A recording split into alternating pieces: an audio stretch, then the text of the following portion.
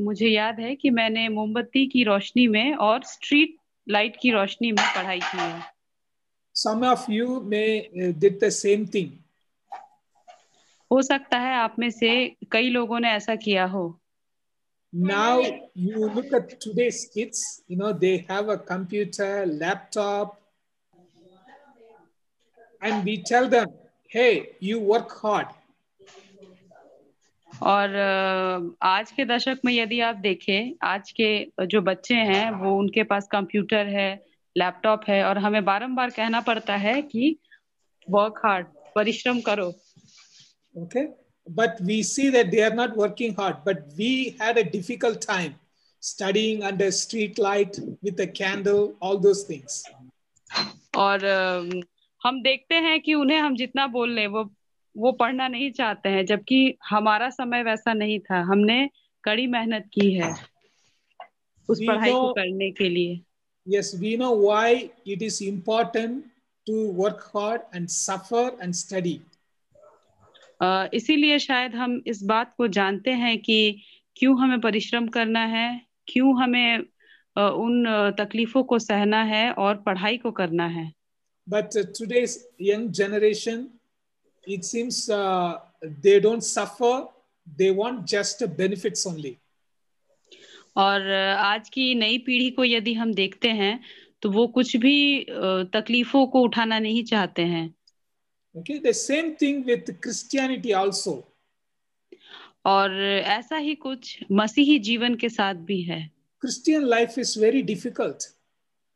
और मसीही जीवन बहुत ही कठिन जीवन है। You work in different places, you see how people treat you badly when they see you are a Christian.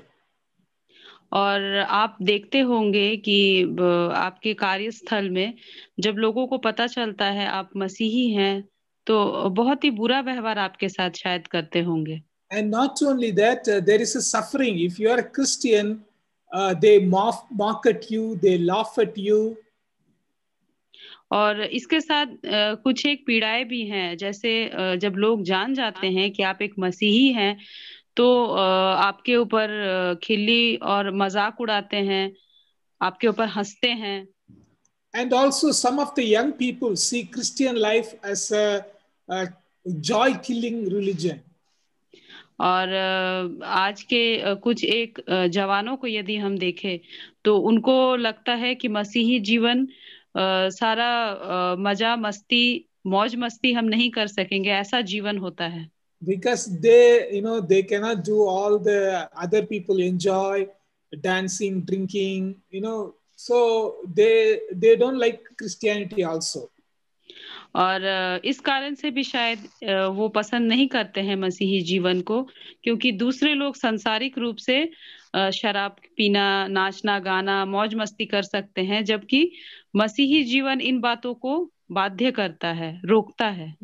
Yes, not for young people, or not for only for young people, for us also. Christian life is very difficult. It is very difficult to be holy and follow Jesus. और सिर्फ जवानों के लिए नहीं, परंतु आज हमारे लिए भी ऐसा ही है कि मसीही जीवन जीना, व्यतीत करना बहुत कठिन है। एक पवित्र जीवन जीना कठिन है। But in spite of all these things, why we should follow Christ?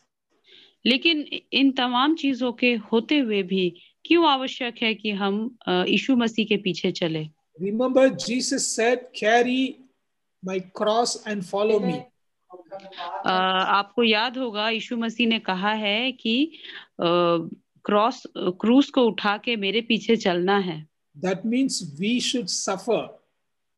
और उसका अर्थ यही है कि हमें सहना है। Okay, so today we are going to see why we should suffer. और आज हम देखेंगे कि हमें क्यों सहना है। Because there is a glory is going to come. और हमें इसलिए भी सहना है क्योंकि एक महिमा हमारे लिए, हमारे जीवन में आने वाली है। And our suffering is like a featherweight. और जो आज की जो पीड़ाएं हैं, जो दुख सहना है, ये एक हल्के एक पंख के समान है जो कुछ दिनों में ही उड़ जाएगी। When it is compared to the glory, that our present suffering is like a featherweight. और एक पंख के जो वजन होता है, पंख का जो वजन होता है, उसके समान हमारा ये पीड़ा है। जब हम इसको कंपेयर करेंगे आने वाले समय की उस महिमा, उस गौरव जीवन के साथ। So let's go and see today chapter 20. और चलिए अब हम आज का वचन को देखेंगे, But 20 remember, अध्याय को। last time we stopped in Revelation chapter 19. और याद कीजिए पिछले समय हम 19वें अध्याय में रुक गए थे प्रकाशित वाक्य And के। in that chapter, I read as a Christmas passage that Jesus Christ will sit on a throne of his father David, and he will reign over the house of Jacob forever. और आप याद कीजिए मैंने उसमें से पढ़ा था कि यीशु मसीह थ्रोन, सिंहासन के ऊपर विराजमान होंगे और वे दाऊद के घराने, याकूब के घराने के ऊपर राज्य करेंगे और उनका राज्य हमेशा का रहेगा। Yes, and also Matthew chapter 6:9 it says, "Our Father in heaven, hallowed be your name. Your kingdom come. Your will be done on earth as it is in heaven." और इसी प्रकार मत्ती के 6 अध्याय के 9 पद में लिखा है कि हे हमारे पिता, तू जो स्वर्ग में है और तेरा नाम पवित्र माना जाए, तेरा राज्य आए, तेरी इच्छा जैसे स्वर्ग में पूरी होती है वैसे पृथ्वी पर भी हो। Okay, your kingdom come, your will be done on earth. और यहाँ लिखा है कि तेरा राज्य आए और आपकी जैसी इच्छा स्वर्ग में पूरी होती है वैसे पृथ्वी पर भी आपकी इच्छा पूरी हो। When that is going to happen? तो ऐसा कब होगा? Okay, that is what we are going to see today. तो आज हम इसी चीज को देखेंगे कि ऐसा कब होगा या होने वाला है। Okay, we have seen so far so many passages, almost we now come to conclusion. और इतने समय में हमने बहुत सारे पैसेजेस को देखा है। अब हम अंतिम कंक्लूजन या लास्ट के कंक्लूजन में आ गए हैं। Okay, प्रस्तावना so में आ गए हैं। the whole book of Revelation, first there is an introduction, prologue and epilogue. और अगर हम पूरे प्रकाशित वाक्य की पुस्तक में देखें तो पहला इंट्रोडक्शन है, फिर उसके बाद उपसंहार है। Okay, then उपसंहार we have है। seen 4 major vision that John saw. और हमने कई एक दर्शनों को देखा जिसको कि यूहन्ना ने पाया था। Okay, the first vision, chapter 1 to 3, that is writing letter to 7 churches. और पहला दर्शन जो यूहन्ना ने देखा था वो 1 अध्याय से 3 अध्याय तक था, जिसमें कि 7 कलीसियाओं को चिट्ठी लिखा था। In second vision, we have seen 7 seals, 7 trumpet and 7 bowls. और दूसरे दर्शन में हमने देखा था 7 मुहरों का न्याय, 7 तुरियों का न्याय और 7 कटोरों का न्याय। And in between there are few things are happening. We have seen all these chapters. और उसके बीच में कई एक अंतराल है जो हमने देखा था इन अध्यायों के बीच में। Okay, and also in third vision we have seen about the destruction of the Babylon the Great. और तीसरे दर्शन में हमने बेबीलोन शहर के ध्वस्त को देखा था, विध्वंस को देखा था। Okay, when I say Babylon, just don't think Babylon city. और जब मैं बेबीलोन शहर के नाम को लेता हूं तो खाली ये मत सोचिए कि उसी शहर का नाम है जो आज है। Okay, for example, last few days in the news about Delhi. उदाहरण के तौर पे पिछले कुछ दिनों से न्यूज में बारंबार आप दिल्ली शहर के नाम को सुन रहे हैं। The farmers went march against Delhi. और बारंबार आप न्यूज में सुन रहे होंगे कि किसान दिल्ली के विरुद्ध में अपने आंदोलन को कर रहे हैं। And the farmers tried to capture the Red Fort. और बारंबार आप सुन रहे होंगे कि किसान उस लाल किले को घेरने और उसको कैप्चर करने की तैयारी में हैं। You know, what does it mean? You know, they're trying to catch a Red Fort or they are marching against Delhi. तो इसका अर्थ क्या है कि किसान बारंबार दिल्ली की तरफ मार्च कर रहे हैं या उसको कैप्चर करना चाहते हैं? That means those behind Delhi, that is the government, the system, they are protesting against not Delhi city, but against the government and the system. और इसका मतलब यही है कि वो दिल्ली शहर के ऊपर अपना प्रतिरोध को नहीं दर्शा रहे हैं, बट दिल्ली शहर में बैठे हुए उस सरकार को, केंद्र की सरकार को, उस सरकार की नीतियों के ऊपर और उसके विरोध में वो प्रदर्शन को कर रहे हैं। Okay, in the same manner, here Babylon and its system, religious system, the prostitute, that will be judged in future. और उसी प्रकार से ये बेबीलोन शहर का नाम नहीं है, लेकिन बेबीलोन के उन नियमों को, उनके वहाँ की वेश्या को, या जो भी बातें उस शहर से जुड़ी हुई है उसके विषय में लिखा गया है। Then chapter 18 and 19, the effect, some people are crying and in heaven there is a celebration. और हमने 18वें अध्याय में देखा था कि जब उस बड़े बेबीलोन का गिरना हुआ, पतन हुआ, तो उसका प्रभाव क्या पड़ा। और 19वें अध्याय में हमने देखा था कि किस प्रकार बेबीलोन के तरफ के लिए जो न्याय किया गया, किस प्रकार से उत्सव का माहौल स्वर्ग में था। Okay, again this is Satan and his system destroyed and people are crying and there is a celebration in heaven. और फिर से मैं बता दूं कि 18वां अध्याय जो है वो शैतान और शैतान के कामों का विध्वंस बताता है, और 19वां अध्याय बताता है किस प्रकार स्वर्ग में उत्सव मनाया गया। Okay, now the fourth vision has the opposite this one. This is Babylon, the wicked city. Now there is going to be a new city. Here is the prostitute. The new bride is going to come in chapter 21. और हम चौथे दर्शन में 21वें अध्याय को देखेंगे, जहां एक नया शहर है और एक नई दुल्हन है जो बिल्कुल ही विपरीत है पिछले अध्यायों के। Okay, then there is also celebration. और यहाँ भी एक प्रकार का उत्सव होगा। But in between there is some preparation for this new city and new bride. और इसके बीच में कुछ अंतराल है, कुछ तैयारियां हैं इस नए शहर के लिए और इस नई दुल्हन के लिए। Okay, that is what chapter 19 till 21. और यही तैयारियों को 19 से लेके 21वें अध्याय में बताया गया है। Okay, that is what Jesus Christ comes and he judges all this Satan and those who follow Satan's activities. और इसमें यही बताया गया है कि यीशु मसीह दोबारा आने वाले हैं और वो शैतान के काम को ध्वस्त करेंगे, और जितने लोग उसके पीछे चलते हैं उनको भी, उनका भी वो न्याय करेंगे। Okay, that is what we have seen till last month. और पिछले महीने हमने यहाँ तक देख लिया था।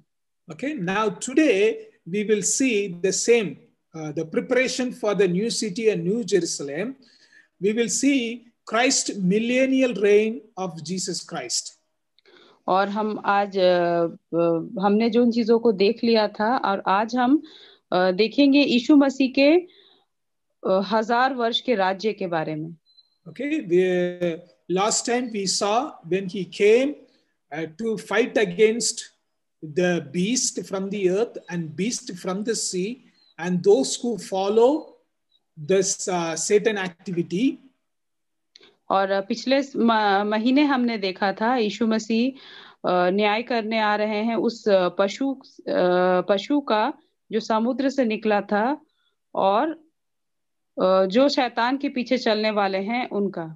Okay, then there was a war, but war was like when Christ spoke, everyone died. और एक युद्ध होने वाला है, और युद्ध इस प्रकार का है कि यीशु मसीह ने अपने मुंह से कहा और सारे लोग मर गए। just like a tsunami. When the tsunami wave comes, nobody can stand. It just fall. The tsunami wave takes away everything. Same manner, when Christ comes, he will wipe away everything. और ये बिल्कुल ही tsunami के उस लहर के समान होगा। जैसे सुनामी की लहर जब आती है तो लोग खड़े नहीं हो पाते हैं, और जब बड़ी लहर आती है लोगों को वहां से बिल्कुल ही हटा देती है। So now in chapter 19, a beast from the earth and beast from the sea was judged. और 19वें अध्याय में पशु जो पृथ्वी का है और जो समुद्र से निकला है, उस दोनों के ही विषय में न्याय होगा। Okay, now today in chapter 20, we are going to see the Satan and Christ reign on this earth. और आज हम 20वें अध्याय में देखेंगे शैतान और यीशु मसीह किस प्रकार इस संसार में राज्य करेंगे। Okay, let's please read verses 1 till 3, chapter 20. प्रकाशित वाक्य 20 अध्याय का 1 से लेके 3 पद तक। फिर मैंने एक स्वर्गदूत को स्वर्ग से उतरते देखा, जिसके हाथ में अथाह कुंड की कुंजी और एक बड़ी जंजीर थी। उसने उस अजगर अर्थात पुराने सांप को, जो इब्लिस और शैतान है, पकड़ के 1000 वर्ष के लिए बांध दिया और उसे अथाह कुंड में डालकर बंद कर दिया, और उस पर मुहर लगा दी कि वह 1000 वर्ष के पूरे होने तक जाति जाति के लोगों को फिर ना भरमाए। इसके बाद अवश्य है कि वह थोड़ी देर के लिए फिर खोला जाए। Okay, now John saw an angel coming down from heaven. और हम यहाँ देखते हैं कि यूहन्ना ने देखा कि एक स्वर्गदूत स्वर्ग से उतर रहा है। And he was holding a key of the bottomless pit and great chain. और उसके हाथ में अथाह कुंड की कुंजी है, चाबी है, और एक बड़ी जंजीर है। Okay, don't think it is a literal key and chain. It is to imagine how the Satan is going to be locked away. और बिल्कुल ये मत समझिए कि उसके हाथ में सचमुच का चेन होगा और चाबी होगा, लेकिन ये शाब्दिक अर्थ है, रूपक के रूप में यहाँ पे यूज किया गया है कि शैतान को बांधा जाएगा। This is just a pictorial language. Just now I told you the farmers went and put a flag in Red Fort. It is against government. Yes, ये बिल्कुल एक रूपक के रूप में यूज किया गया है, कहानियों के रूप में यूज किया, चित्रों के रूप में इसका चित्रण किया गया है।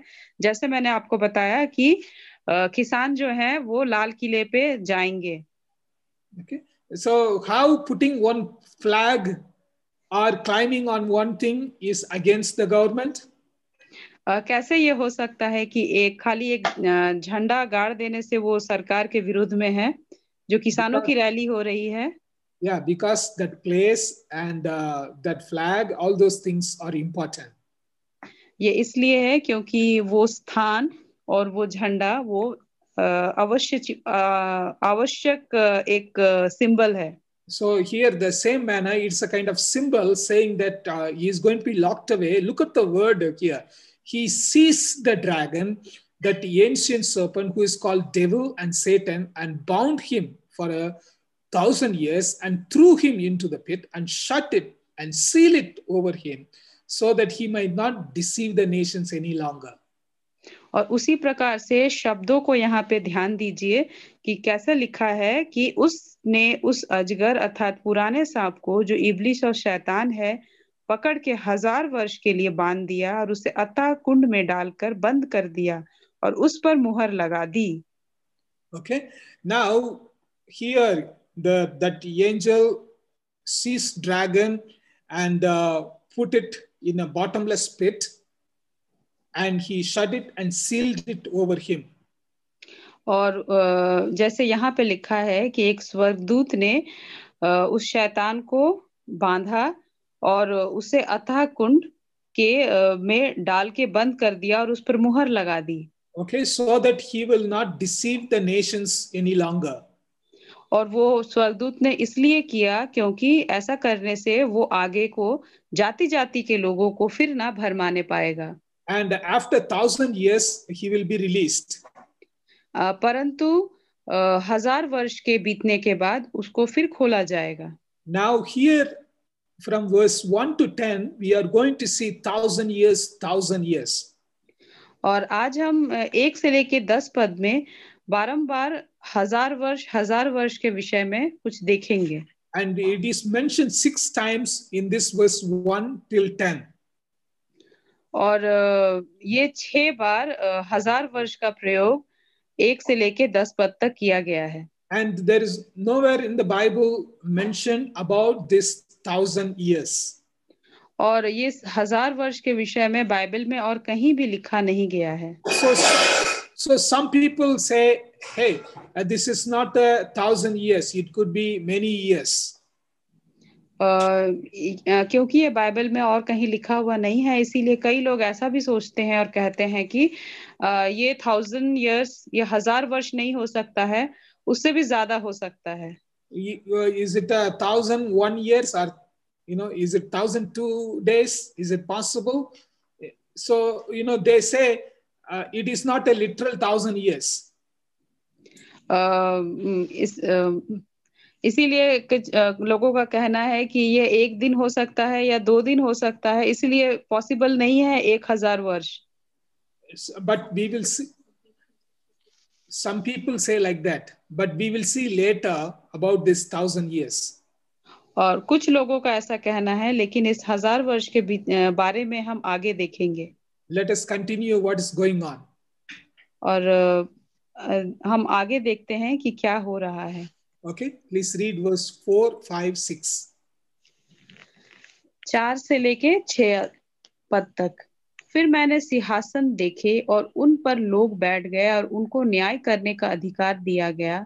मैंने उनकी आत्माओं को भी देखा जिनके सिर यीशु की गवाही देने और परमेश्वर के वचन के कारण काटे गए थे, और जिन्होंने ना उस पशु की और ना उसकी मूर्ति की पूजा की थी और ना उसकी छाप अपने माथे और हाथों पर ली थी।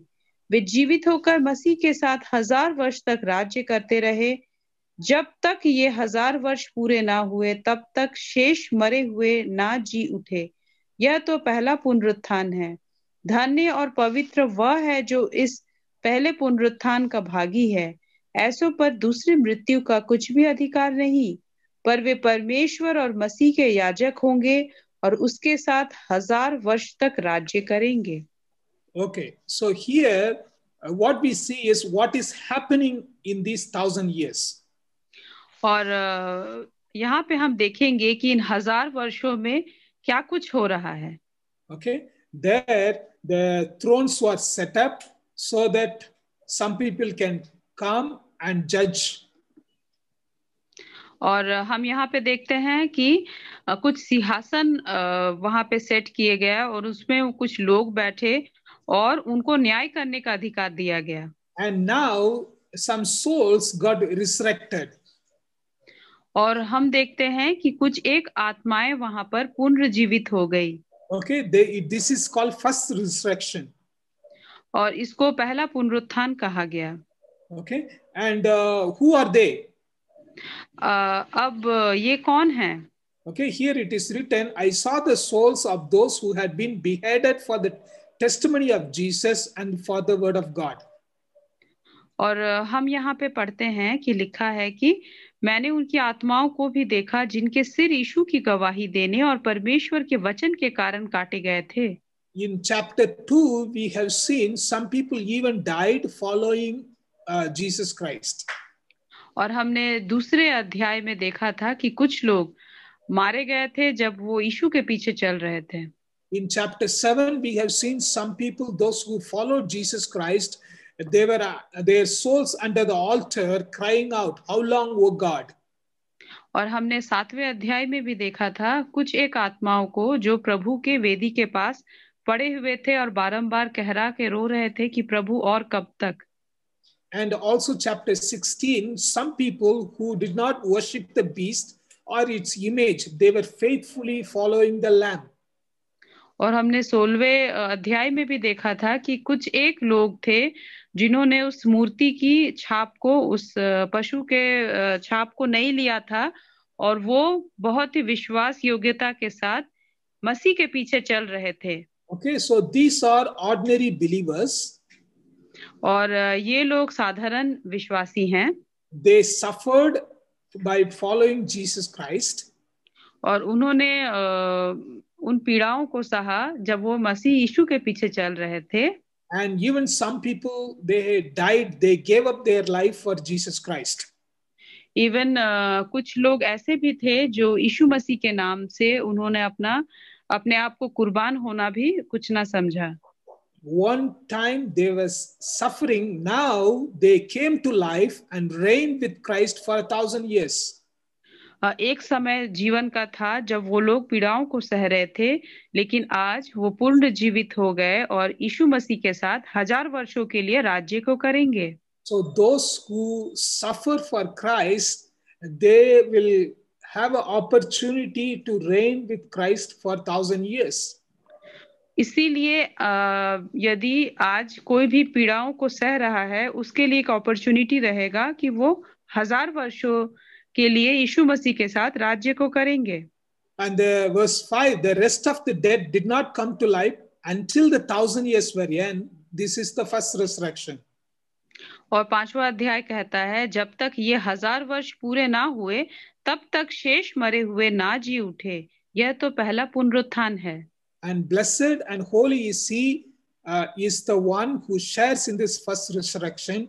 Over such the second death has no power, but they will be priests of God and of Christ, and they will reign with him for 1,000 years.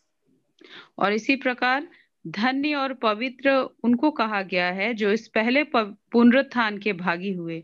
ऐसों पर दूसरी मृत्यु का कुछ भी अधिकार नहीं, पर वे परमेश्वर और मसीह के याजक होंगे और उसके साथ 1000 वर्ष तक राज्य करेंगे। You know, chapter 2 and 3, Christ called the church and he tells them to follow him faithfully. दूसरे और तीसरे अध्याय में हमने देखा कि यीशु मसीह कलीसियाओं को बुला रही है कि वो विश्वास योग्यता के साथ यीशु मसीह के पीछे चले। And he said, if you faithfully follow, I will give you reward. और उन्होंने कहा कि यदि आप विश्वास योग्यता के साथ मेरे पीछे चलेंगे तो मैं आपको इनाम दूंगा। Okay, now these people will be standing before God as priests of God and of Christ, and they will reign with him for 1,000 years. और ये यही लोग हैं जो यीशु मसीह के साथ 1000 वर्षों के लिए राज्य को करेंगे। Okay, so 1,000 years with Christ, these believers will rule this earth. और 1000 वर्षों के लिए यही विश्वासी यीशु मसीह के साथ इस संसार में, इस पृथ्वी पर राज्य को करेंगे। Okay, now let us continue. What will happen after the 1,000 years? और हम आगे बढ़ते हैं और देखते हैं कि उस 1000 वर्ष के बाद क्या होगा। Please read verse 7 till 10. मैं 7 अध्याय से 10 पढ़ती हूँ। जब 1000 वर्ष पूरे हो चुकेंगे तो शैतान कैद से छोड़ दिया जाएगा।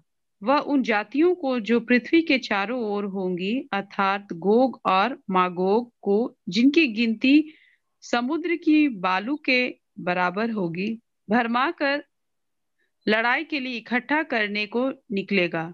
वे सारी पृथ्वी पर फैलकर पवित्र लोगों की छावनी और प्रिय नगर को घेर लेगी, और आग स्वर्ग से उतरकर उन्हें भस्म करेगी।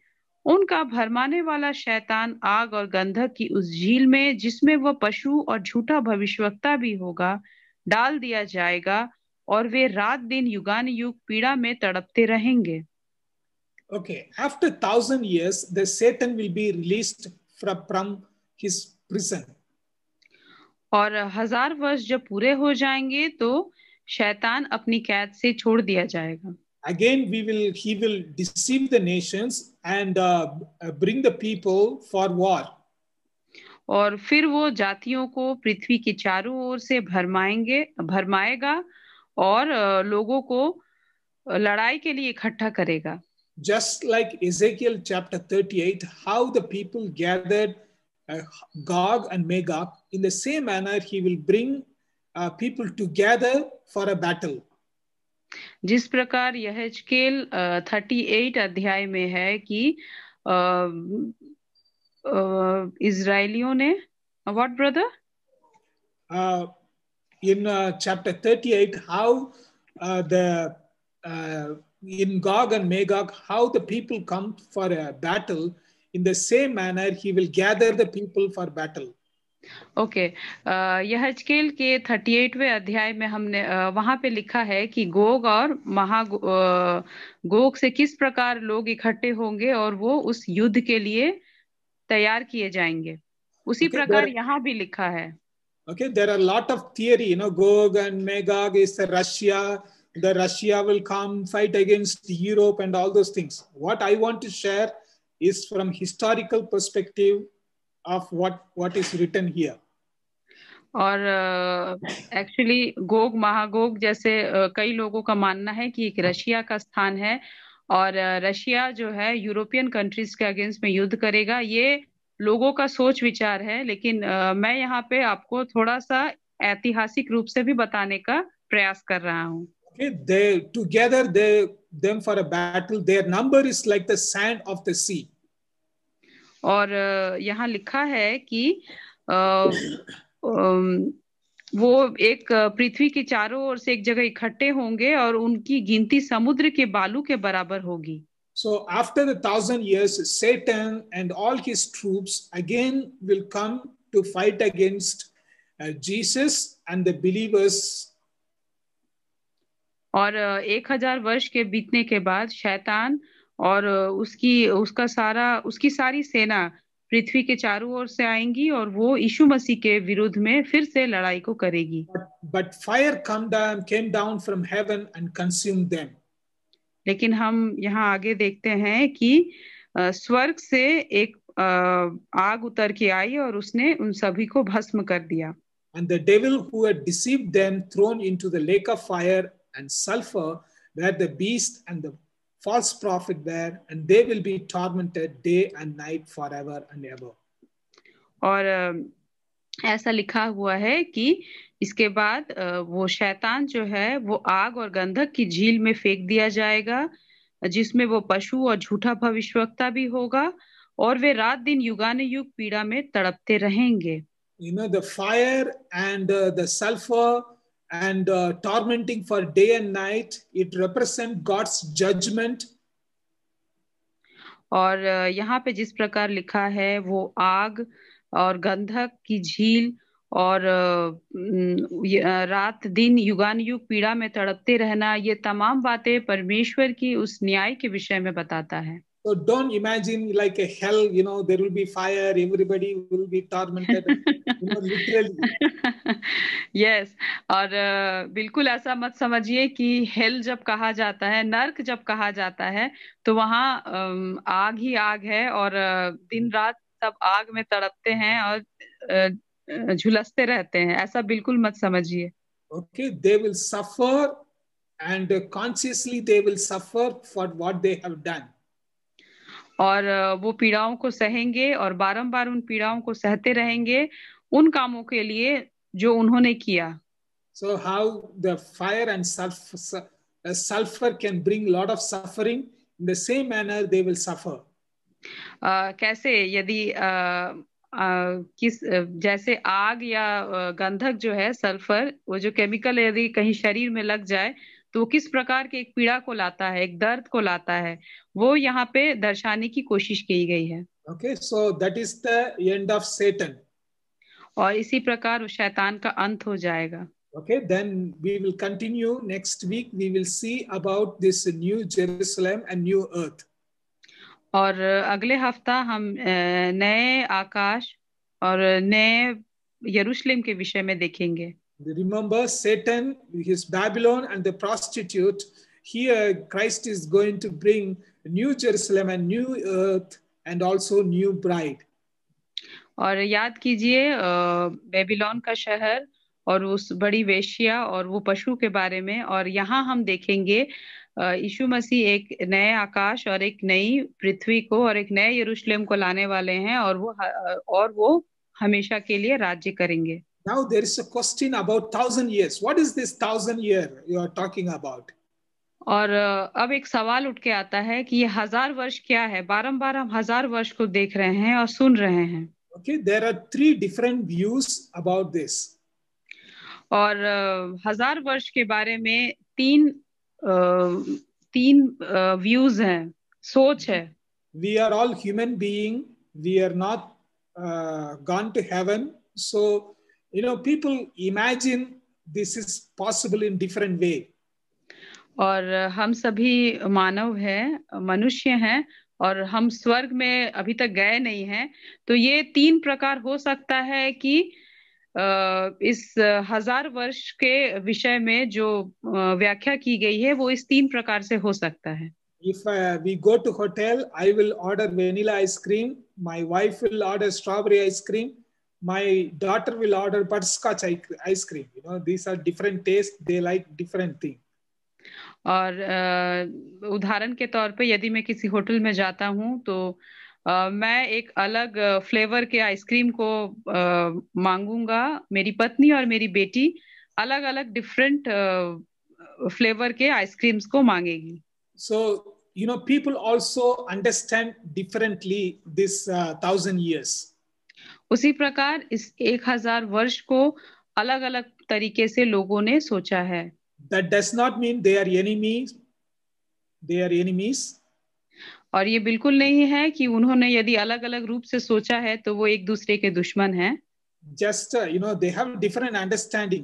Only when we go to heaven it will be all clear. और ऐसा हो सकता है कि भले उन्होंने अलग अलग विचारों को रखा है, लेकिन ये अपनी सोच के अनुसार उन्होंने रखा है, और ये सब क्लियर तभी होगा जब हम स्वर्ग के राज्य में जाएंगे। Okay, the first one is called amillennialism. Amillennialism. अमिलियनिज्म पहला है। Okay, that means there will be no literal visible millennium. That is, millennium means 1,000 years. There won't be any literal visible 1,000 years. और पहले शब्द का अर्थ यही है कि वहां यहाँ पे कोई भी 1000 वर्ष नहीं होने वाला है जो दिखता है। Okay, for example, now church age, there is no millennium. After church age, Christ will come. उदाहरण के तौर पे अभी चर्च एज चल रहा है, यहाँ पे कोई मिलेनियम नहीं है, लेकिन जब यीशु मसीह आएंगे तो 1000 वर्ष शुरू होगा। Okay, the world will go down and down. More sin will go. Then the second coming will happen. और ये संसार जो है वो और गिरता जाएगा, तभी यीशु मसीह का द्वितीय आगमन होगा। So there is no 1,000 years. Now the church is going through this 1,000 years. और इसीलिए पहले सिद्धांत के अनुसार है कि अभी हम चर्च एज में हैं, कोई 1000 वर्ष नहीं है, हम ही 1000 वर्ष से पार होके जा रहे हैं। Okay, there is a second one. It is called post-millennialism. और दूसरा है जिसको कहा गया है post मिलियनिज्म, मिलियनियलिज्म। Yes, Jesus will return at the end of the millennium, which will be established by preaching of the gospel. और दूसरे सिद्धांत के अनुसार यीशु मसीह जब ये 1000 वर्ष पूरा हो जाएगा वापस आएंगे, और जब उनका पूरा सुसमाचार सुनाया जाएगा तब वो वापस आएंगे। Okay, so this is the understanding of this one. Wait one second. Yeah. The church age will go right now. The 1,000 years going on. 1000 वर्ष यानी कि वो चर्च एज अभी चल रहा है। And the church should build the society. और church की बहुत बड़ी जिम्मेदारी है कि वो समाज को तैयार करे। Because we are a salt and light. We need to improve the society. Then Christ's second coming will happen. और क्योंकि हमें प्रभु ने प्रकाश कहा है और नमक कहा है, हमारी बहुत बड़ी जिम्मेदारी है कि हम समाज को सुधारें, तभी यीशु मसीह वापस आएंगे।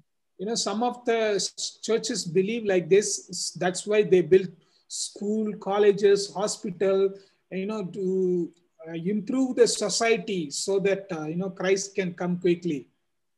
और कुछ एक चर्च इस सिद्धांत को मानता है और उसको फॉलो करता है, और इसी सिद्धांत को मानते हुए हर प्रकार के सामाजिक कार्यों को करना चाहता है, जैसे कि अस्पतालों को बनाना, स्कूल को बनाना, और जितना प्रकार का चैरिटी वर्क है वो करना चाहते हैं, ताकि ऐसा करने से यीशु मसीह जल्दी आ जाए।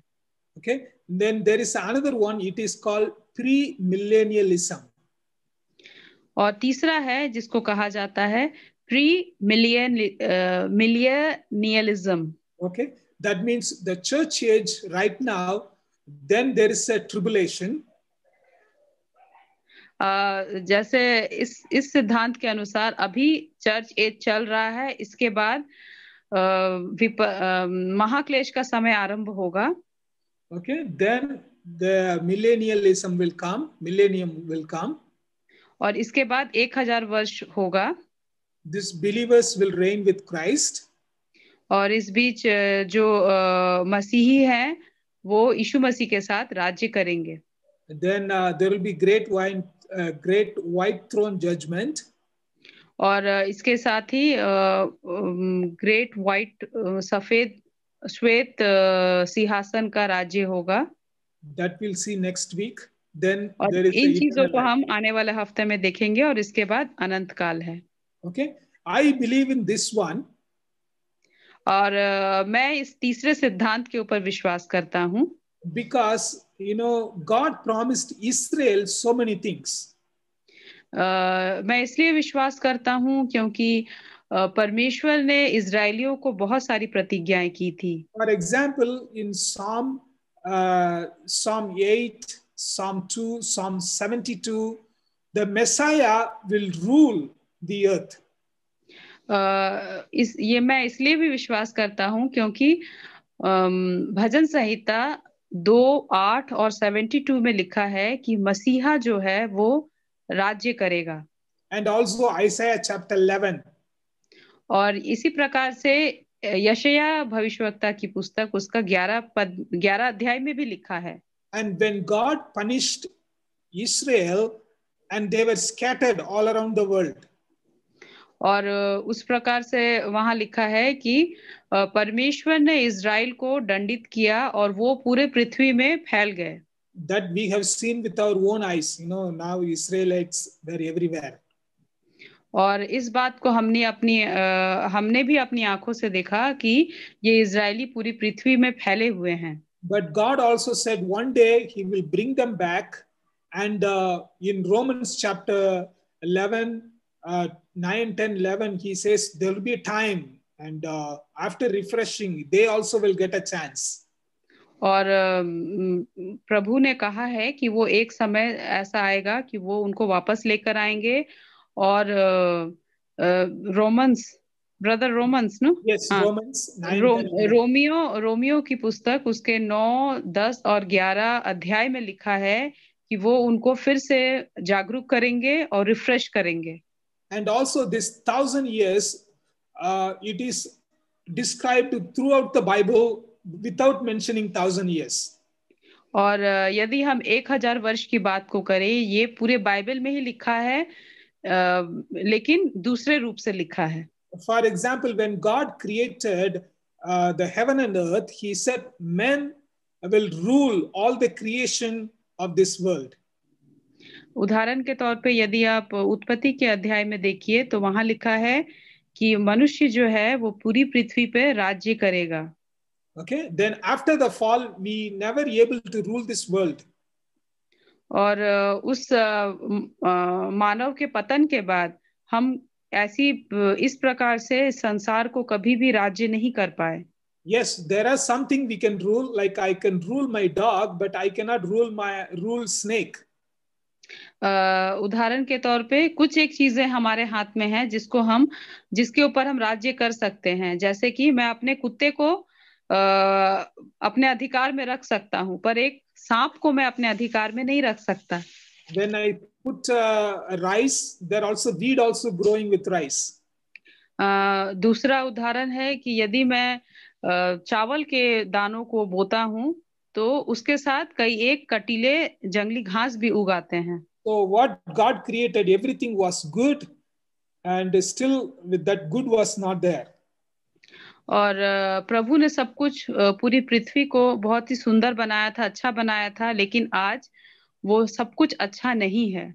And also in the Old Testament passage, you can read it later, it says Messiah will come and rule with the iron scepter. और यदि आप वेट यस और यदि आप पुराने नियम यशया यशया भजन संहिता जकरिया में पढ़िएगा, तो यहाँ पे मसीहा के विषय में बताया गया है जो आने वाला है और जो पृथ्वी पे राज्य करेगा। And also all the Jews believed the Messiah will come and he will literally rule this world. और जितने यहूदी हैं वो भी इस बात को विश्वास करते हैं कि मसीहा आएगा और वो इस पृथ्वी पे राज्य करेगा। And also New Testament says, your kingdom come on earth.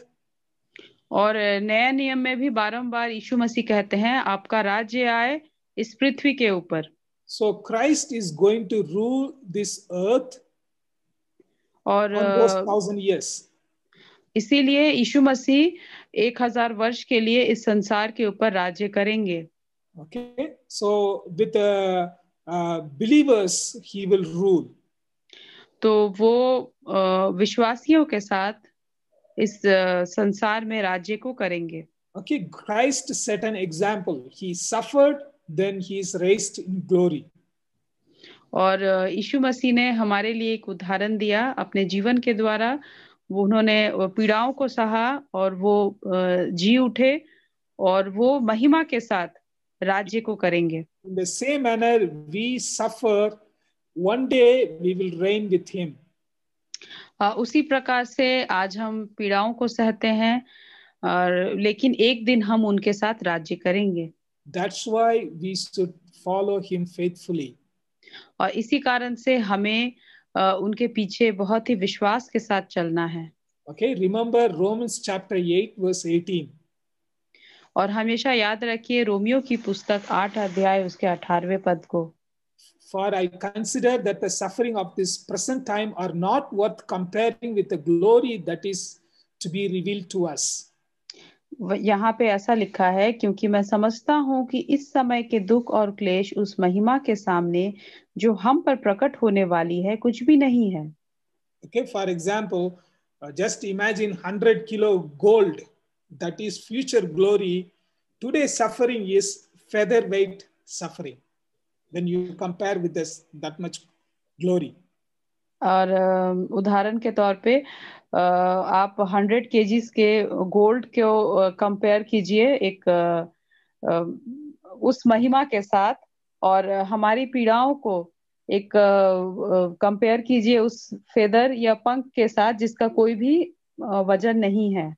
Okay, and also 2 Timothy chapter 2 verse 10, Paul writes like this: therefore I endure everything for the sake of the elect, that they also may obtain the salvation that is in Christ Jesus with eternal glory.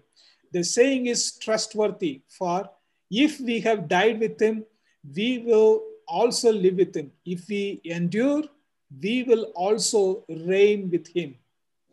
उसी प्रकार दूसरा तिमोथी 2:10 में भी लिखा है, इस कारण मैं चुने हुए लोगों के लिए सब कुछ सहता हूँ कि वे भी उस उद्धार को जो मसीह यीशु में है अनंत महिमा के साथ पाए। यह बात सच है कि यदि हम उसके साथ मर गए हैं तो उसके साथ जिएंगे भी। यदि हम धीरज से सहते रहेंगे तो उसके साथ राज्य भी करेंगे। यदि हम उसका इनकार करेंगे तो वह भी हमारा इनकार करेगा। Okay, so if we suffer right now, we will have a greater glory. तो इसी प्रकार से यदि आज हम पीड़ाओं को सहते हैं तो भविष्य में हमारे लिए महिमा है। But some people, like young people, they don't want to follow Christ. They want to get glory now, but they are going to suffer in future. और जैसे मैंने बताया कुछ एक जवानों की तरह जो बिल्कुल ही पीड़ाओं को नहीं सहना चाहते हैं, वो सिर्फ महिमा को आज के समय पे चाहते हैं, लेकिन जीवन में यदि खुशहाली आज हम चाहते हैं तो हो सकता है भविष्य में हमें सहना पड़े। You know, we tell our kids also, suffer right now, work hard, then you will have a great future. वैसे ही हम आज भी अपने बच्चों को भी कहते हैं कि सहना है, कई एक बातों को करना है, कठिन परिश्रम करना है, तभी जाके भविष्य में अच्छी चीजें जीवन में मिल पाएंगी। You know, the same thing is for us also. If we suffer with Christ right now, we will have a greater glory. उसी प्रकार हमारे साथ भी यही बात लागू होता है कि आज हम यदि यीशु मसीह के पीछे चलते हुए पीड़ाओं को सहते हैं तो हमारे लिए भी अच्छी बातें भविष्य में होगी, वो महिमा हमारे लिए होगी। What is suffering right now for you? आज आपके लिए क्या पीड़ाओं को सहना है? You know, in some Christian group in olden days, they will take a iron and they will poke themselves just to remind they are suffering. और पुराने समय में कुछ एक मसीही लोग ऐसे भी होते थे जो हाथ में कील को लेके, नेल को लेके अपने आप को चुभाते थे। You know, और Christ did not call for that kind of suffering.